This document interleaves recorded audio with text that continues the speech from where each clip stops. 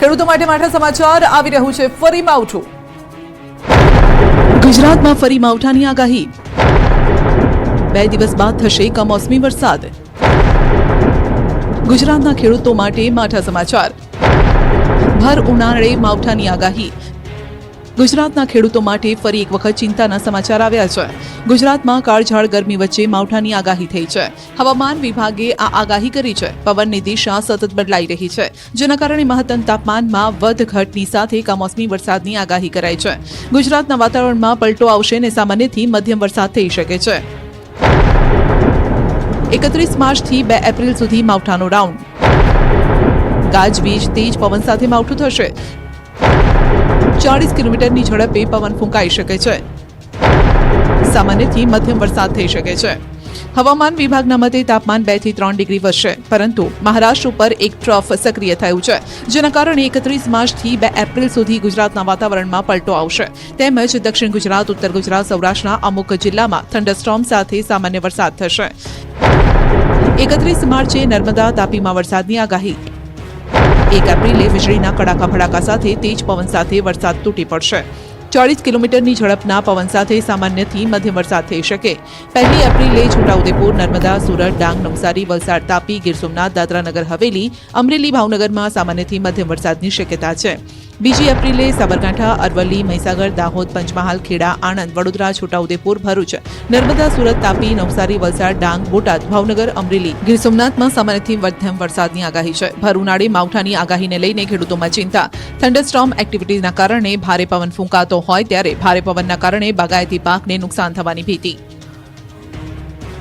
શનિ રાશિ પરિવર્તન સાથે હવામાનમાં પણ આવશે બદલાવ। અંબાલાલે કરી આગાહી। 10 એપ્રિલ સુધી ભીષણ ગરમી। 43 ડિગ્રી સાથે મધ્ય ગુજરાત ઉકળી ઉઠશે। 11 એપ્રિલથી આંધી વંટોળનો પ્રકોપ। કાચા મકાનોના છાપરા ઉડાડી દે તેવી આંધી। 10 મે થી 15 જૂન ખતરનાક વાવાઝોડા। ભલભલાને ધ્રુજાવી દે તેવી આ આગાહી હવામાન નિષ્ણાત અંબાલાલ પટેલે કરી છે। ન્યૂઝ 18 ગુજરાતી સાથે ખાસ વાતચીત કરતા અંબાલાલે કહ્યું કે એપ્રિલની શરૂઆતમાં હવામાનમાં પલટો આવશે, તે બાદ 10 એપ્રિલ સુધી ભીષણ ગરમીનો પ્રકોપ રહેશે। અંબાલાલના મતે 10 એપ્રિલ સુધી મધ્ય ગુજરાત બળબળી ઉઠશે। આણંદ, નડિયાદ, અમદાવાદ સહિતના મધ્ય ગુજરાતના ભાગોમાં ગરમીનો પારો 43 ડિગ્રીએ પહોંચી શકે છે, તો સૌરાષ્ટ્રના ભાગોમાં પારો 41 ડિગ્રીને આંબી શકે છે। સાથે ઉત્તર ગુજરાત અને કચ્છમાં પણ પારો 41 ડિગ્રીએ પહોંચી શકે છે। જો કે અંબાલાલના મતે તે બાદ ફરી એક માવઠાનો રાઉન્ડ આવી રહ્યો છે।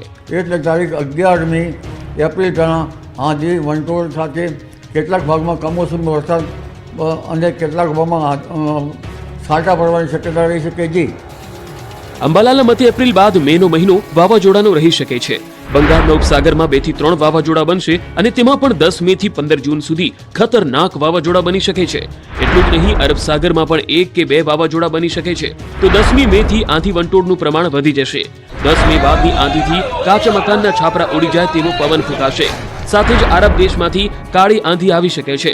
આમ એપ્રિલ શરૂઆતમાં માવઠા બાદ ફરી ગરમીનો રાઉન્ડ રહેશે અને તે બાદ 10 એપ્રિલ પછી ફરી માવઠું આવી શકે, તો મે મહિનો આંધીનો રહી શકે છે। શનિના રાશિ પરિવર્તનથી વાતાવરણમાં પણ ફેરફાર આવી શકે છે। અંબાલાલના મતે મે મહિનામાં અણધારી આફતના એંધાણ છે। સાથે 18 મે પહેલા દેશ દુનિયામાં મોટી ઉથલપાથલ પણ થઈ શકે છે। નબીરાઓને બચાવવાનું રાજકોટ પોલીસનું ષડયંત્ર ખુલી ગયું।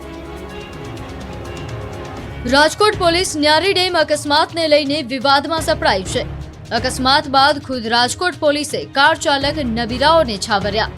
ન્યારી ડેમ અકસ્માતમાં વ્હાઇટ કલરની કારે અકસ્માત સર્જતા એક યુવકને ગંભીર ઈજા થઈ હતી। કાર ચલાવનાર ચાલક અકસ્માત બાદ ત્યાંથી ફરાર થઈ ગયો હતો અને આ નબીરાને બચાવવા પોલીસ સાથે સેટિંગ કરી ડ્રાઈવર બદલવામાં આવ્યો હતો। આ ઘટનાના સીસીટીવી સામે આવ્યા બાદ પોલીસની શંકાસ્પદ ભૂમિકાને લઈને સવાલ ઉઠ્યા હતા। જો કે આક્ષેપો બાદ ખુદ પોલીસે પણ વાત કબૂલી અને પોલીસનું કારસ્થાન ખુલ્લું પડી ગયું। મીડિયામાં અહેવાલ પ્રસારિત થયા બાદ પોલીસે કબૂલ્યું કે પોલીસ સમક્ષ હાજર થયેલો આરોપી ડ્રાઈવર ખોટો છે। સગીર યુવક કાર ચલાવતો હતો, જેની ઓળખ થઈ ચૂકી છે। આ આખા મામલે ફરિયાદીએ પોલીસ કમિશનર અને ગૃહમંત્રીને પણ અરજી કરી હતી। અકસ્માત બાદ ડ્રાઈવર બદલ્યાનો આક્ષેપ થયો હતો। અકસ્માત સર્જનાર નબીરાઓ ત્યાંથી ચાલ્યા ગયા અને બાદમાં પોલીસ સાથે સેટિંગ કરી ડ્રાઈવર બદલી નાખ્યો હતો. આ મામલે રાજકોટ ડીસીપી જગદીશ બાંગરવાએ કહ્યું કે આક્ષેપ બાદ તપાસ અધિકારી બદલી નખાયા છે. તો ડ્રાઈવરને બદલી નાખવાના આક્ષેપોમાં યુનિવર્સિટી કાયદા વિભાગના હેડ રાજુ દવેના પુત્ર અને ભાભા ગેસ્ટ હાઉસના માલિકના પુત્રના નામ ચર્ચાઈ રહ્યા હતા. ત્યારે સૌરાષ્ટ્ર યુનિવર્સિટીના હ્યુમન રાઇટ્સ વિભાગના વડા રાજુભાઈએ નિવેદન આપ્યું. તેમણે કહ્યું કે આ અકસ્માતમાં મારા પુત્રનો ક્યાંય રોલ નથી. મારા પુત્રને ભાભા ગેસ્ટ હાઉસના માલિકના પુત્ર સાથે કોઈ સંબંધ નથી. જો કે તેમના નાના ભાઈના પુત્રને લઈને સવાલ કરતા જણાવ્યું કે તેનો પણ કોઈ રોલ નથી. પોલીસ સમગ્ર મામલે તપાસ કરી રહી છે. 21 માર્ચે ન્યારી ડેમ રોડ પર આ અકસ્માત થયો હતો. તમામ રસ્તાનો કહેર છે અને તેમાં પણ ડમ્પર ચાલકો બેખૌફ બન્યા છે.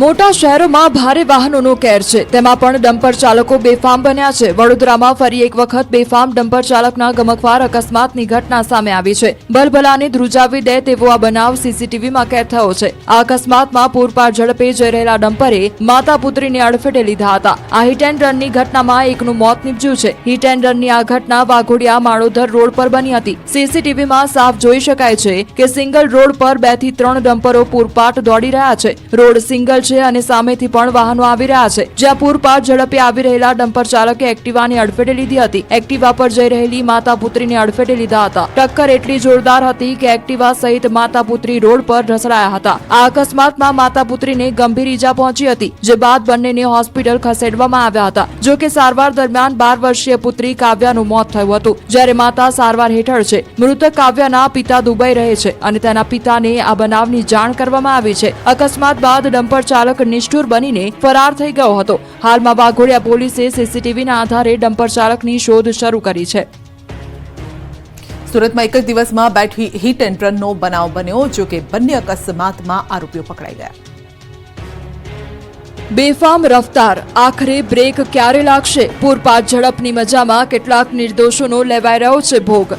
સુરતના ઉત્તરાણ વિસ્તારમાં હિટ એન્ડ રનનો બનાવ સીસીટીવીમાં કેદ થયો છે. સીસીટીવીમાં સાફ જોઈ શકાય છે કે બેફામ રફતારથી 2 યુવતીઓ બાલ બચી. પૂરપાટ દોડતી કારે બાઇક સવાર 2 યુવતીઓને ટક્કર મારી હતી. કાર સ્પીડમાં હતી અને ચાલકે બાઇક સવાર 2 યુવતીઓને પાછળથી ટક્કર મારી હતી, જેને કારણે બંને યુવતીઓ રોડ પર ઢસડાઈ ગઈ હતી. તો બાઇક ઘણું દૂર સુધી ઢસડાયું હતું. જો કે પાછળથી મોટા વાહનો આવતા નહોતા, જેને કારણે મોટી દુર્ઘટના ટળી હતી. આ અકસ્માતમાં કાર ચાલક વિક્રમસિંહ અટાલિયા નું નામ બહાર આવ્યું હતું. પોલીસના મતે પકડાયેલા કાર ચાલક સામે અગાઉ પણ ગુના નોંધાઈ ચૂક્યા છે. આ તરફ શહેરમાં વધુ એક હિટ એન્ડ રનની ઘટના બની. પૂરપાટ ઝડપે આવતા કાર ચાલકે પતિ પત્ની અને બાળકીને અડફેટે લીધા હતા, જે બાદ કાર ચાલક ફરાર થઈ ગયો હતો. જો કે લોકોના ટોળાએ કાર ચાલકને ઝડપી પાડ્યો અને બરોબરનો મેથી પાક ચખાડીને પોલીસને હવાલે કર્યો હતો. અકસ્માતમાં પતિ પત્ની અને બાળકીને ઈજાઓ પહોંચતા હોસ્પિટલ ખસેડવામાં આવ્યો હોવાની માહિતી છે. કાર ચાલક નશાની હાલતમાં હોવાનો સ્થાનિકોનો આરોપ છે. આ મામલે પોલીસે વધુ કાર્યવાહી હાથ ધરી છે. અકસ્માતની આ ઘટનામાં કારના આગળના ભાગોને મોટા પાયે નુકસાન પણ પહોંચ્યું હતું. ખંભાત પાલિકામાં મારામારી મામલે આખરે ફરિયાદ થઈ છે. ચીફ ઓફિસરે આ ફરિયાદ નોંધાવી. અસામાજિક તત્વો સામે પોલીસનો 100 કલાકનો એક્શન પ્લાન પૂર્ણ થયો છે, પરંતુ કેટલાક તોફાનીઓ ન સુધર્યા. ગુંડા તત્વો પોલીસને ગાંઠતા નથી. વડોદરામાં આવો જ વિડીયો વાયરલ થયો. ફતેગંજ વિસ્તારમાં જાહેરમાં 2 જૂથ વચ્ચે ફિલ્મી સ્ટાઇલથી મારામારી થઈ. યુવકોના 2 ગ્રુપ વચ્ચે જાહેરમાં મારામારી થઈ. ફતેગંજ વિસ્તારમાં દહેશતનો માહોલ ફેલાયો. જો કે આ મારામારી કયા કારણસર થઈ તે હજુ સ્પષ્ટ નથી. સીસીટીવીના આધારે પોલીસે માથાભારે શખ્સોની શોધખોળ શરૂ કરી. વિકટ સ્થિતિને સંભાળનારા એનએસજી જવાનનું રેસ્ક્યુ. ગુજરાતમાં એનએસજી કમાન્ડોને બચાવવાની કામગીરી થઈ. નેશનલ સિક્યોરિટી ગાર્ડના જવાનોને ફાયરની ટીમે રેસ્ક્યુ કર્યા. એનએસજીના જવાનોને ફાયર બ્રિગેડના જવાનોએ બચાવ્યા. જી હા, આમ તો જે ખૂબ જ વિકટ સ્થિતિમાં એનએસજી કમાન્ડોની મદદ લેવાતી હોય છે, પરંતુ સુરતમાં એનએસજીની મદદ પહોંચી સુરત ફાયર બ્રિગેડની ટીમ. હકીકતમાં સુરતના અલથાણામાં કોમ્પ્લેક્સના પહેલા માળે દુકાનમાં આગ લાગી હતી. આ ઇમારતની હોટલમાં એનએસજીના કમાન્ડો રોકાયા હતા. આ કમાન્ડો મોક ડ્રીલ કરવા માટે આવ્યા હતા અને આ વિસ્તારના હોટલમાં રોકાયા હતા. કોમ્પ્લેક્સના નીચેના ભાગમાં રાત્રે આગ લાગી હતી. ભીમરાડ રોડ પર આવેલા એક્સેલન્સ હબ શોપિંગ કોમ્પ્લેક્સના પહેલા માળે આવેલી દુકાનમાં આગ ફાટી નીકળતા અફરાતફરીનો માહોલ છવાયો હતો. આગ લાગતા ગોટે ગોટા કોમ્પ્લેક્સના ત્રીજા અને ચોથા માળ સુધી ફેલાયા હતા. આગ જે કોમ્પ્લેક્સમાં લાગી હતી તેના ત્રીજા અને ચોથા માળે 123 લોકો ફસાયા હતા, જેમાં એનએસજી કમાન્ડો પણ સામેલ હતા. શરૂઆતમાં મોકડ્રીલ કરવા આવેલા એનએસજી કમાન્ડોને કારણે લોકોને થયું છે કે આ આગ પણ મોકડ્રીલ હશે, પરંતુ જ્યારે લોકોએ તપાસ કરી ત્યારે તેમને ખબર પડી કે આ તો સાચી ભીષણ આગ છે. આગના બનાવ બાદ તાત્કાલિક ફાયરની ટીમને જાણ કરવામાં આવી હતી, જે બાદ ફાયરની ટીમે રેસ્ક્યુ ઓપરેશન કર્યું હતું, જેમાં ફાયર બ્રિગેડે 20 થી 25 એનએસજી કમાન્ડોનું પણ રેસ્ક્યુ ઓપરેશન કર્યું, જ્યારે બાકીના લોકો કોમ્પ્લેક્સની સીડીઓ પરથી બહાર નીકળી ગયા હતા. સવારે 4:30 વાગે લાગેલી આગ પર 1.5 કલાકમાં ફાયરની ટીમે સંપૂર્ણ કાબૂમાં લઈ લીધી હતી. આ બનાવમાં કોઈ જાનહાનિ થઈ નથી. આમ તો સુરતમાં ટેક્સટાઇલ માર્કેટમાં લાગેલી આગ બાદ ફાયર ટીમ પર માછલા ધોવાયા હતા. જો કે આજ સુરત મનપાની ફાયરની ટીમે દિલધડક રેસ્ક્યુ કરીને નેશનલ સિક્યોરિટી ગાર્ડના જવાનોનું રેસ્ક્યુ કરીને સાબિત કરી દીધું છે કે તેઓ પણ કોઈથી કમ નથી. ફાયરની ટીમે હાઇડ્રોલિક પ્લેટફોર્મ અને ટર્ન ટેબલ લેડર મશીનની મદદથી તમામનું રેસ્ક્યુ કર્યું હતું. જાફરાબાદમાં એક કારખાનામાં લાગેલી આગ 5 કલાકથી બેકાબુ. અમરેલીના જાફરાબાદના બાબરકોટ ગામ નજીક ખાનગી કારખાનામાં ભીષણ આગ લાગી. કચરાનું રિસાયકલિંગ કરવા માટેના કારખાનામાં લાગેલી આગે વિકરાળ સ્વરૂપ ધારણ કરતા અફરાતફરી મચી ગઈ, જે બાદ રાજુલા, જાફરાબાદ પાલિકાના અને પીપાવાવ પોર્ટ અને ખાનગી કંપનીઓના કુલ 7 ફાયર બ્રિગેડ સ્થળ પર પહોંચ્યા. આગ વિકરાળ હોવાથી કારખાનામાં મોટું નુકસાનની આશંકા છે. આ તરફ પોરબંદર જિલ્લાના રતનપર ગામ નજીક જુરીઓના જંગલમાં ફરી આગ લાગી. આ જંગલ વિસ્તારમાં અવારનવાર અગમ્ય કારણોસર આગ લાગે છે. ફરી એક વખત આગની ઘટના સામે આવી. રતનપર જંગલ વિસ્તારમાં ઓચિંતી ભીષણ આગ ભભૂકી ઉઠતા આ અંગે પોરબંદર ફાયર બ્રિગેડને જાણ કરવામાં આવતા ફાયર બ્રિગેડ ઘટનાસ્થળે પહોંચ્યો. ફાયર બ્રિગેડની ગાડીઓએ પાણીનું મારું ચલાવી આગ પર કાબુ મેળવ્યો. કલાકારોના સન્માન મુદ્દે નારાજ થયેલા વિક્રમ ઠાકોરે મોટો દાવો કર્યો છે. ન્યૂઝ 18 સાથેની વાતચીતમાં ઠાકોરે રાજકારણની પણ વાત કરી. કલાકારોના સન્માનનો મુદ્દો ઉઠાવ્યા બાદ વિક્રમ ઠાકોરે મોટો દાવો કર્યો છે. ન્યૂઝ 18 સાથેની વાતચીતમાં વિક્રમ ઠાકોરે દાવો કર્યો કે મેં અવાજ ઉઠાવ્યો તે બાદ દરેક સમાજના કલાકારોને ન્યાય મળ્યો છે. તેમણે કહ્યું, નારાજગી બાદ કલાકારોનું સન્માન કરાયું છે. મારી વાત એટલી જ હતી કે દરેક કલાકારોને ન્યાય મળવો જોઈએ, દરેક કલાકારોને સન્માન મળવું જોઈએ, એવી મારી લડત હતી. તે લડત પૂરી થઈ ગઈ છે. વિક્રમ ઠાકોર સહિત વિધાનસભામાં ફરી કલાકારોને આમંત્રણ અપાયું, તે સમયે કેમ ન ગયા તે અંગેના સવાલમાં ઠાકોરે કહ્યું કે હું ગયો હોત તો લોકોને લાગ્યું હોત કે મારું સન્માન કરાવવા ગયો, તેથી હું વિધાનસભામાં ન ગયો. નારાજગી નથી, મારી વાત રાખી હતી અને તે વાત પૂરી થઈ એમ પણ ઠાકોરે ઉમેર્યું. અરવિંદ કેજરીવાલ સાથેની વાતચીત અંગેના સવાલ પર ઠાકોરે કહ્યું કે કલાકારોના સન્માનમાં નારાજગી બાદ કેજરીવાલે પણ કોલ કર્યો હતો. કેજરીવાલ સાથે કોઈ રાજકીય વાત થઈ નહોતી, પરંતુ શુભેચ્છા મુલાકાત હતી. દિલ્હીના મુખ્યમંત્રી હતા ત્યારે પણ તેમને મળવા ગયો હતો. જો કે હવે આ મુદ્દો રાજકીય બની ગયો છે એમ પણ ઠાકોરે ઉમેર્યું. તેમણે કહ્યું કે રાજકારણમાં આવવાનો હાલ કોઈ નિર્ણય નથી, પરંતુ રાજકીય પાર્ટીમાં ગયા વગર સમાજ કાર્ય સાથે જોડાયેલો રહીશ. શનિ અમાવસ્યે એક ધારાસભ્યને પહેલે હજારો ભક્તોને દર્શનનો લાભ મળ્યો. ડભોઈના કરનાળી કુબેર ભંડારી મંદિરના કપાટ ખુલ્યા. વડોદરાના ડભોઈના કરનાળી કુબેર ભંડારી મંદિરમાં ટ્રસ્ટીઓના વિવાદ વચ્ચે ધારાસભ્ય શૈલેષ મહેતાએ મંદિરના કપાટ ખોલ્યા. નોંધનીય છે કે કુબેર ભંડારી મંદિરના ટ્રસ્ટીઓના બે જૂથ વચ્ચે વિવાદ ચાલી રહ્યો હતો. તે વચ્ચે મહત્વની શનિવારી અમાસ હોવાથી મોટી સંખ્યામાં ભક્તો મંદિરે દર્શન માટે પધાર્યા. તેથી ધારાસભ્ય શૈલેષ મહેતાએ ભક્તો માટે મંદિરના કપાટ ખોલ્યા. આ ઉપરાંત પૂજારીઓ સાથે બેઠક કરી મામલો શાંત પાડ્યો. હજારોની સંખ્યામાં ભક્તો મંદિરે આવતા હોવાથી ડભોઈ પોલીસે ચુસ્ત પોલીસ બંદોબસ્ત ગોઠવ્યો હતો. આ સાથે જ ધારાસભ્યની પહેલથી 25 વર્ષથી એકાદશીએ દર્શને જતા દર્શનાર્થીઓ પહેલીવાર અમાસે કપાટ ખોલવાનો અવસર મળ્યો હતો. ધારાસભ્ય શૈલેષ મહેતાએ મંદિરના કપાટ ખોલી દર્શન ખુલ્લા મૂકતા ભક્તોએ પ્રભુના દર્શન કર્યા હતા. નાણાકીય વ્યવહારો અને વહીવટી મુદ્દે ચેરિટી કમિશનનો વચગાળાનો હુકમ છતાં મંદિરના પૂજારીઓને છૂટા કરતા વિવાદ વકર્યો હતો અને અમાસના દિવસે જૂના પૂજારીઓને મંદિરમાં પ્રવેશબંધી થતા પૂજારીઓએ વિરોધ કર્યો હતો. સૌરાષ્ટ્ર સહિત રાજકોટ પાણીના પ્રશ્ને આત્મનિર્ભર બને તેવા પ્રયાસો થઈ રહ્યા છે. રાજકોટ માટે એક સમય એવો હતો જ્યારે પાણી માટે વલખા મારવા પડતા. જો કે સૌની યોજના મારફતે નર્મદાનું પાણી રાજકોટને મળતા મહદઅંશે પાણીની સમસ્યા ઓછી થઈ છે. પરંતુ હાલ રાજકોટ ફક્ત નર્મદા પર નિર્ભર બન્યું છે. તેથી રાજકોટને પાણી માટે આત્મનિર્ભર બનાવવા તરફ ઘણા સમયથી ચર્ચાઓ થઈ રહી છે. તે વચ્ચે જળશક્તિ મંત્રાલય પણ આ વિષયમાં વિચાર કરી રહી છે. હાલ રાજકોટમાં ગીર ગંગા ટ્રસ્ટ દ્વારા જળ સંચય મામલે કાર્ય કરવામાં આવી રહ્યું છે. પરંતુ રાજકોટ શહેરની નર્મદા નીર પરની નિર્ભરતા દૂર થાય તે માટે નવા જળાશયો બનાવવામાં આવે તે પણ જરૂરી છે. ચોમાસા દરમિયાન રાજકોટને પીવાનું પાણી પૂરું પાડતા જળાશયો ઓવરફ્લો થઈ જાય તો પણ 8 મહિના નર્મદા નીર પર આધાર રાખવો પડે છે. આજે રાજકોટના શહેરીજનોને દૈનિક આજી એક ડેમમાંથી 130 MLD, ન્યારી એક ડેમમાંથી 140 MLD અને ભાદર એક ડેમમાંથી 35 MLD તેમજ 125 MLD નર્મદા પાઇપલાઇનમાંથી પાણીનો ઉપાડ છે. આ અંગે પૂર્વ ધારાસભ્ય ગોવિંદ પટેલનું કહેવું છે કે વર્તમાન જળાશયોમાં જે કાપ છે તે દૂર કરીને તેને ઊંડા કરવા જોઈએ. તેમજ સાથોસાથ સૌની યોજના મારફતે આપવામાં આવતું નર્મદા નીર બ્રાહ્મણી ડેમમાંથી આપવામાં આવે તેવી વ્યવસ્થા ગોઠવવી જોઈએ. હાલ નર્મદા ગુજરાતની જીવાદોરી સમાન બની છે.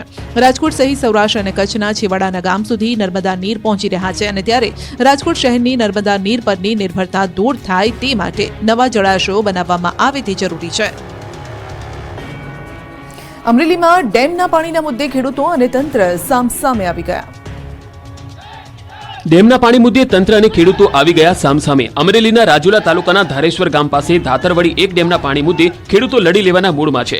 જેને લઈ ખેડૂતો દ્વારા સભા યોજવામાં આવી હતી, જેમાં આ ડેમના પાણીને લઈ ચર્ચા કરવામાં આવી અને રાજુલા પ્રાંત કચેરી ખાતે પહોંચી આવેદનપત્ર પાઠવવામાં આવ્યું. મહત્વનું છે કે વર્ષ 1972માં ખેતી સિંચાઈના ઉદ્દેશ્યથી આ ડેમ બનાવવામાં આવ્યો. ત્યારબાદ વર્ષ 1987માં દુષ્કાળની સ્થિતિ સર્જાતા રાજુલા શહેરને પીવાનું પાણી પૂરું પાડવા માટે ધાતરવડી એક ડેમમાંથી પાઇપલાઇન દ્વારા રાજુલાને પાણી આપવામાં આવ્યું, જે માટે તમામ લોકોએ સંમતિ પણ દર્શાવી હતી. પરંતુ હવે તંત્ર દ્વારા આ પાઇપલાઇનને મોટી કરવાની કવાયત હાથ ધરવાની હિલચાલ શરૂ થતા ખેડૂતો રોષે ભરાયા છે. કેટલાક ખેડૂતોએ એવો પણ આરોપ લગાવ્યો કે આ ડેમનું પાણી ખાનગી કંપનીઓને આપવા માટે ખેડૂતોના હકના પાણી પર તરાપ મારવામાં આવી રહી છે. આણંદમાં એક ડાન્સનો વિડીયો હાલ ભારે ચર્ચાના કેન્દ્રમાં છે. એક વીસીએ જાહેરમાં ડાન્સ કર્યો અને ચર્ચા ચકડોળે ચડી. વિદ્યાર્થીઓમાં કલા અને સંસ્કૃતિ પ્રત્યે જાગૃતતા વધે તે માટે કોલેજ દ્વારા કલ્ચરલ કાર્યક્રમ થતા હોય છે. ક્યાંક આવો જ એક કાર્યક્રમ આણંદના વિદ્યાનગરમાં પણ યોજાયો. વિદ્યાર્થીઓમાં સંગીત માટે રુચિ વધે તે માટે મ્યુઝિક કોન્સર્ટ પણ રાખવામાં આવ્યો હતો.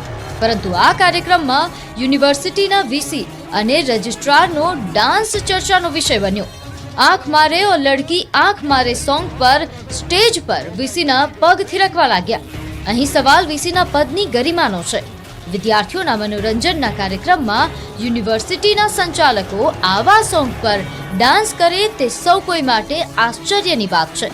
વિદ્યાર્થીઓ માટે આદર્શ ગણાતા સંચાલકોના આ પ્રકારના વર્તનની વિદ્યાર્થીઓના માનસ પર ઘણી ગંભીર અસર પડી શકે છે. વીસીના પદની ગરિમાને ન શોભે તેવા સોંગ પર નિરંજન પટેલ નાચતા નજરે પડ્યા. આણંદ વિદ્યાનગરના સરદાર પટેલ યુનિવર્સિટીનો આ વિડીયો વાયરલ થઈ રહ્યો છે અને લોકચર્ચાનો વિષય એ રહ્યો કે શું આવા પ્રોગ્રામમાં વીસી જેવા મહત્વના હોદ્દા પર બિરાજેલ વ્યક્તિઓ આવા સોંગ પર ડાન્સ કરે તે કેટલું યોગ્ય. જો તમે બજારમાંથી ઘી ખરીદી રહ્યા છો તો આ સમાચાર અચૂક જોઈ લેજો. બજારમાંથી કોઈ પણ ખાદ્ય ચીજો ખરીદતા પહેલા એકવાર ચેક જરૂર કરી લેજો, કારણ કે નકલ અને ભેળસેળ તમારા આરોગ્યને નુકસાન પહોંચાડી શકે છે. અમદાવાદમાં આવા જ શંકાસ્પદ ક્રીમનો જથ્થો ઝડપાયો. એએમસીના ફૂડ વિભાગે કાર્યવાહી કરી આ જથ્થો પકડ્યો છે. શહેરના નરોડા ખાતે આવેલા શ્રીનાથ એસ્ટેટમાંથી આ શંકાસ્પદ ક્રીમનો જથ્થો ઝડપાયો. આ દરોડામાં એએમસીએ અંદાજિત 1200 કિલો ક્રીમનો જથ્થો પકડ્યો છે. એએમસીના આરોગ્ય વિભાગના મતે આવા શંકાસ્પદ ક્રીમમાંથી નકલી ઘી બનતું હોવાની પ્રાથમિક માહિતી છે. શિવશંભુ ડેરી પ્રોડક્ટ્સ નામની ચાલતી આ કંપનીમાં આવા શંકાસ્પદ ક્રીમને બનાવવા મિલ્ક પાવડર અને પામોલિન તેલનો ઉપયોગ કરાતો હતો. એટલું જ નહીં, ફેટ અને વજન વધારવા માટે પામોલિન તેલનો ઉપયોગ થતો હતો. તપાસમાં ખુલ્યું છે કે તમામ વસ્તુને એકત્ર કરીને ક્રીમના નામે માર્કેટમાં વેચાણ થતું હતું. હાલમાં એએમસીના ફૂડ વિભાગની ટીમે સેમ્પલ લઈને લેબમાં મોકલ્યા છે. સાથે જ ડેરીનું લાયસન્સ પણ રદ કરી દીધું છે. આધ્યાત્મિક દ્રષ્ટિએ જેનું સૌથી મહત્વ છે તેવી ચૈત્રી નવરાત્રીનો આવતીકાલે પ્રારંભ થઈ રહ્યો છે. 30 એપ્રિલથી ચૈત્રી નવરાત્રીનો પ્રારંભ થઈ રહ્યો છે. આધ્યાત્મિક દ્રષ્ટિએ ચૈત્રી નવરાત્રીનું ઘણું મહત્વ છે, ત્યારે મહેસાણાના સુપ્રસિદ્ધ તીર્થધામ બહુચરાજી મંદિરે પણ નવરાત્રી પહેલા પ્રક્ષાલન વિધિ યોજાઈ, જેમાં માતાજીના ગર્ભગૃહ અને માતાજીની 7 વારની અલગ અલગ સવારીની પ્રક્ષાલન વિધિ યોજાઈ. 30મી વિધિ વિધાન મુજબ ઘટ સ્થાપન વિધિ યોજાશે. ચૈત્રી નવરાત્રી દરમિયાન શતચંડી યજ્ઞ, પલ્લીખંડ સહિતના ધાર્મિક વિધિ વિધાન થશે. દર વખતની જેમ આ વખતે ભક્તો માતાજીના દર્શનનો લાભ લેશે. દર વર્ષે ચૈત્રી પૂનમના દિવસે 15 લાખથી વધુ ભક્તો મા બહુચરના પાવનકારી દર્શનનો લાભ લેતા હોય છે. આ તરફ પંચમહાલના પાવાગઢમાં પણ વિશેષ તૈયારી કરાઈ છે. વહીવટીતંત્ર દ્વારા યાત્રાળુઓ માટે પીવાનું પાણી, એસટી બસ, પાર્કિંગ સહિતની વ્યવસ્થા ઉપલબ્ધ કરાવવામાં આવી છે. મંદિર ટ્રસ્ટ દ્વારા ભોજનશાળા અને વિશ્રામ ગૃહનો પણ પ્રથમ નોરતેથી ભક્તો માટે પ્રારંભ કરાશે. ભક્તોને પ્રસાદ પૂરતા પ્રમાણમાં મળી રહે તે માટે પણ સુચારું આયોજન કરાયું છે. રોપવે અને મંદિર ખોલવાના સમયમાં પણ ફેરફાર કરાયો છે. ચૈત્રી નવરાત્રીમાં પાવાગઢ ખાતે મોટી સંખ્યામાં ભક્તો દર્શન માટે આવતા હોય છે. નર્મદા નદીની પરિક્રમા કરવા જતા ભક્તોની સુવિધામાં વધારો કરાયો. નર્મદા નદીની પરિક્રમા કરતા લોકો માટે ખુશીના સમાચાર. હાંસોટના વમલેશ્વર ગામ ખાતે જેટીનું નિર્માણ કરાયું છે.